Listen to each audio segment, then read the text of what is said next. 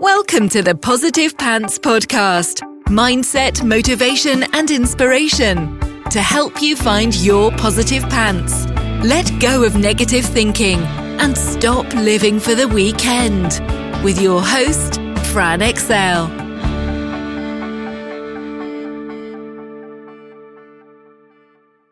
So welcome to the show. As always, it's Fran Excel Mindset Coach, helping you find your very own pair of positive pants so you can get out of your own way and live a life that you love.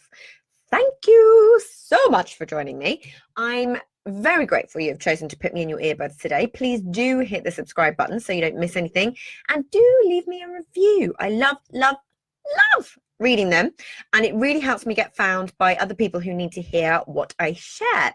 I'd also love you to email me your mindset and productivity questions or topics you'd love me to cover to hello@franexcel.com, because I know a lot of you think I'm inside your heads because you tell me all the time. But if I don't know what you need, I can't give it to you. So let me know. Are you stuck in a drama triangle?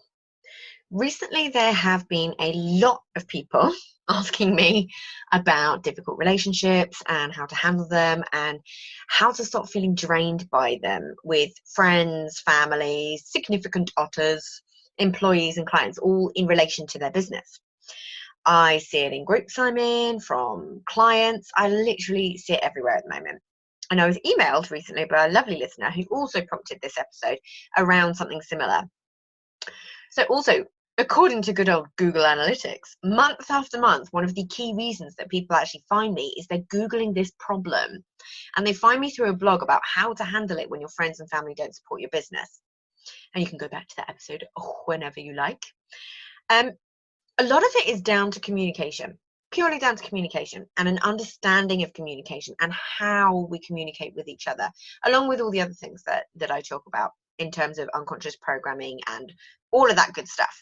So it's down to the information that we delete, distort, our own assumptions, the way we mind read each other, and hear what we think we're hearing, which is often not what is actually being said. So we make the words and physiology mean something that often they don't. Essentially, you cannot not communicate. One of the presuppositions of NLP is the meaning and outcome of communication is in the response you get. Now, what this means is people respond to what they think you said, not necessarily what you actually said. And that's down to the way that you communicate. So you always know that you're communicating well when they take from it what you actually said.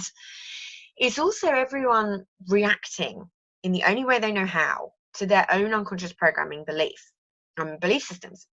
So the thing is, we're not taught a lot of the things I'm going to talk to you about. We all just go around reacting to each other all the time, often not knowing where the hell it came from, or why can't people just do or be X, Y, and Z? You know, it's frustrating, right? Stressful, there's no need. Now, another of the presuppositions of NLP is that people are always just trying to do the best they can with the resources they have. And the way that they behave is based on the best possible choice available for them in that moment. And it always has a positive intent for them. So this is what I'm talking about when I talk about empathy over anger in certain situations and being able to reframe. However, there are a few situations we can change for ourselves with just a little bit of knowledge. As I'm always saying, awareness is the first key to change. So when you can become aware in certain situations instead of reaction mode, you can shift them around at that moment. You can't choose your first reaction to something, but you can always choose your second. There is a big piece around responsibility here too. You can only be responsible for yourself, but be 100% responsible. Own your responsibility in whatever is happening. Whether you do it at the time or after, just own your responsibility. That doesn't mean blame or beat yourself up in any way. It's just taking a step back and thinking, okay, what's my part here? Where can I change my own behavior to make a difference and have a better outcome? Yeah, we often don't want to because it's really easy to think it is. And to be fair, we want it to be the other person's fault. So it requires a level of humility and honesty. But it's important to understand a few fundamentals of how we take in the external event, or in this case, the communication from someone else, And we filter the information that comes through in a number of ways. We do this because our minds, we simply can't take on the sheer volume of information. It would be sensory overload. So our minds have a way of filtering out the key information. And we have already set the parameters of those filters through our own experiences and also things that other people, so primary caregivers, the givers, the media, etc., friends, have taught us seem to be were teeny tiny. So essentially, you're letting a kid run the show. So much of this is going to tie back in really, really nicely to things that I've taught in other episodes, and hopefully you'll start to see how it all links together. So, firstly, we delete things. We delete information based on our own maps of the world and what makes sense to us. Essentially, just think of it as that selective hearing. Yeah. So people may have said something to us, but literally our mind just haven't allowed us to hear it. Next, we distort what we're hearing and the experience itself. So this is where we think something is one way, but it could very well be another. For example, you could think someone is rolling their eyes at you, but in reality, they just looked at something across the room. You could swear blind it was an almighty eye roll, but it wasn't. And so you can see how the conflict can escalate. Or you sense a tone that wasn't there, or think you heard them say something that actually they didn't. We do this all the time. And next, we generalize. So this is where we will use things like always and never in our language. Something may have happened once or twice, but then we generalize it out to everything. For example, you never take the bins out. It's probably not true in reality, but we really think it is until it's challenged, right? So we filter conversations through our own values and belief systems, what's important to us and what we believe to be true, what we believe is good, bad, right, or wrong. Because the way we look at things is not always how other people do. It's often not how other people do. Then we use language to actually attach meaning and to make sense of what's going on. Our brain is always trying to make sense of things. So you can see how a lot of assumptions get made. We essentially are mind reading other people based on all of these things that we're doing unconsciously. So knowing this can actually allow us to take a step back and work out if what we're thinking or believing is actually true or not. So I have a couple of helpful models that may help illustrate how we communicate and how we can actually start making a change. Because we don't need to stay in this situation, do we? It's annoying, it's exhausting, and nothing seems to change, and it's frustrating. And I promise I won't get too technical so you can actually go and practically apply it. I want to talk a little bit to you about the basics of Cartman's drama triangle. No drama llama. It's essentially a model of human interaction, specifically applied to any sort of conflict. So in the drama triangle, you have three roles. The victim. Now, for clarification, this is someone who feels like a victim, not necessarily an actual victim. Then you have the rescuer and you have the persecutor.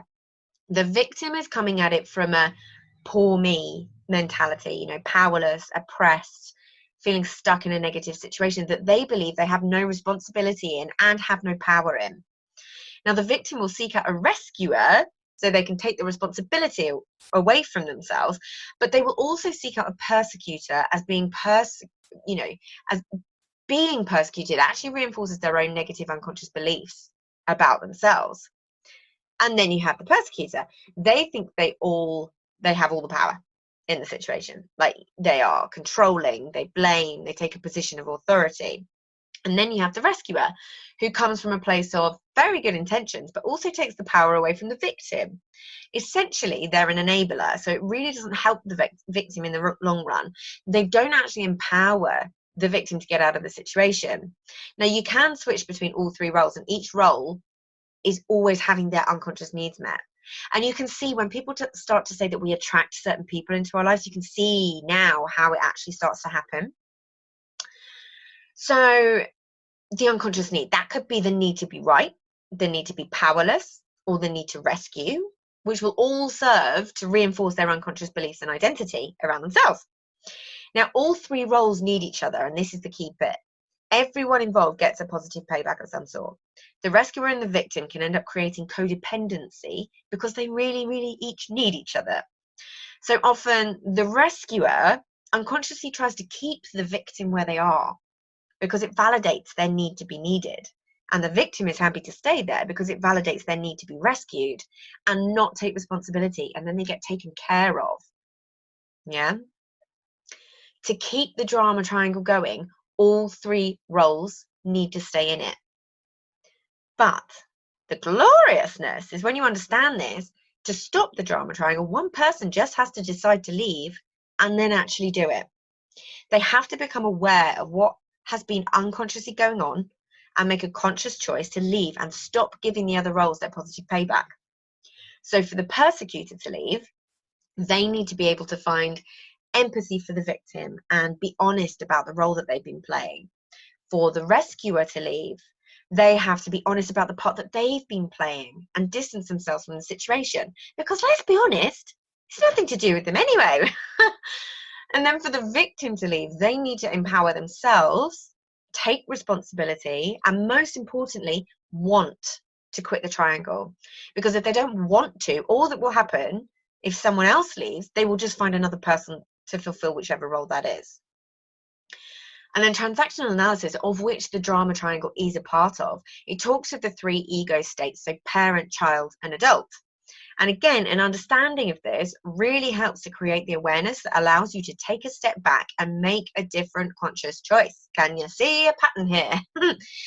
Each ego state has positive and negative traits. So for example, the positives of the parent state are it's very nurturing, responsible, gentle, encouraging, loving, supportive, protective, kind, warm, and empowering, among many different ones. And the negatives might be bossy, critical, domineering, condescending, controlling, nagging, suffocating, fault-finding, and smothering. And then the positives to a child state might be curiosity, spontaneity, adventurous, joyful, creative, fearless, uninhibited, open-minded, non-judgmental, and enthusiastic. Whereas the negatives might be along the lines of immature, needy, whining, sulky, selfish, stubborn, demanding, irresponsible, unreasonable, the odd tantrum here and there, annoying, and potentially even manipulative. Now, the adult state draws on the positives of both. When you can approach things from an adult state, it's about responding and not reacting. Usually in conflict, you have one person in parent and one person in child. It's rare that you have parent to parent, child to child, but you can do. All of these things are noticeable in our body language, our gut response, our intonation, and how we say things. And ultimately, this all forms our actions. And when you can meet each other, both in an adult state, you can create a far better outcome for both people involved. Adult state allows you to gain perspective and reframe. And it's just like taking that breath, making the unconscious conscious. Yeah, you're both conscious and aware and able to make better choices and take responsibility. It's really, really also helpful to talk briefly here about cause and effect when it comes to communication too. So when you're at effect, you have all the fun stuff that takes the power away from you, excuses, reasons, blame, playing the victim. And you can really, really see how being there takes away all your power. You're essentially not seeing the correlation between you and the pattern of behavior.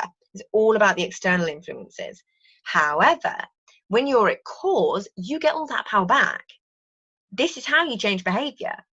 You focus on, own, and take responsibility for your part and your behavior, and then genuinely watch how your changes change the people around you. It's genuinely magic stuff. So, where are you right now? At cause or effect? Where are you not taking responsibility where you could? Remember, it's not about blame, being wrong, or fault. It's about seeing your part, no matter how small. It could be tiny, but there'll be something.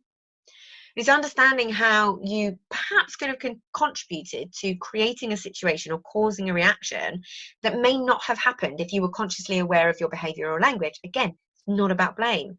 This is all us overcoming our egos, us overcoming unconscious programming. It's hard, right?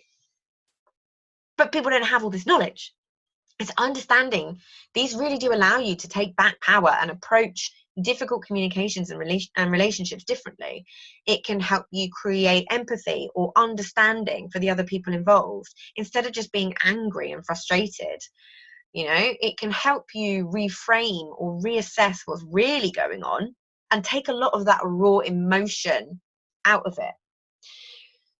So where are you in your own little drama triangle? You know, where are you in parent or child state where you could try and shift into adult? This has kind of just been a really brief introduction for you. And if you want to delve deeper, do any research into transactional analysis. There are tons of books and studies on the subject, but hopefully you can see how easy it is for us to get into these situations. We're all just reacting. We're all just doing the best with what we have right now. And the only way that we can change things is to change ourselves first. So if you got value from this and you know in your gut that now is the time to step up and start rewiring your thinking and changing things for yourself, then book in a free discovery call so we can work out what needs to happen to get you from where you're at right now to the action-taking success you know you can be.